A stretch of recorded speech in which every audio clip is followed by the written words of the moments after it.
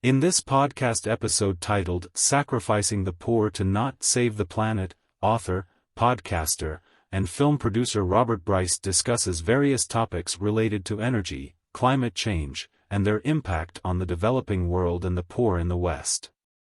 The conversation begins with a discussion on the Biden administration's anti-hydrocarbon stance and its focus on climate change, despite the fact that 47% of the global population is living in electricity poverty. Bryce criticizes the administration for prioritizing solar projects, such as a $900 million loan to Angola, a country where 60% of the population lacks access to electricity. He argues that this approach is a form of green colonialism and carbon imperialism, as it imposes climate concerns on developing countries without considering their immediate energy needs. Bryce highlights the importance of electricity availability, particularly for women and girls, as it frees them from labor-intensive household chores and allows them to pursue education and employment. He emphasizes that electricity is essential for a better quality of life and economic development. However, he criticizes the current focus on renewable energy and the negative consequences it has on the poor and middle class. He argues that renewable energy mandates and the reliance on weather-dependent sources like wind and solar power lead to higher electricity prices, making it unaffordable for many. The conversation then shifts to the failures of renewable energy policies, using Germany and California as examples.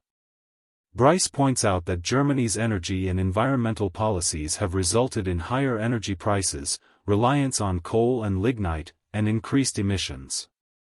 He criticizes the country for shutting down its nuclear plants and relying on unreliable and expensive renewable sources.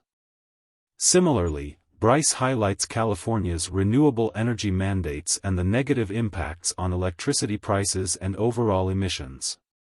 He argues that these policies disproportionately affect the poor and contribute to higher poverty rates in the state.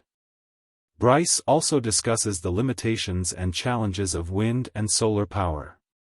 He highlights the issues of power density, land use, environmental impacts, and the short lifespan of renewable energy infrastructure. He argues that these factors make wind and solar power less reliable and less cost-effective compared to traditional sources like natural gas and nuclear energy. He suggests that a balanced approach is needed, focusing on cleaner and more affordable energy sources while addressing environmental concerns. The conversation concludes with a call for a positive vision for the future, one that prioritizes energy availability and affordability for all while making real environmental advances.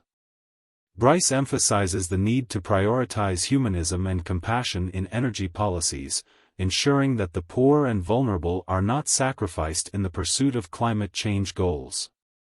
He argues that a realistic and pragmatic approach is necessary, one that considers the economic and social impacts of energy policies and seeks to improve the lives of people around the world.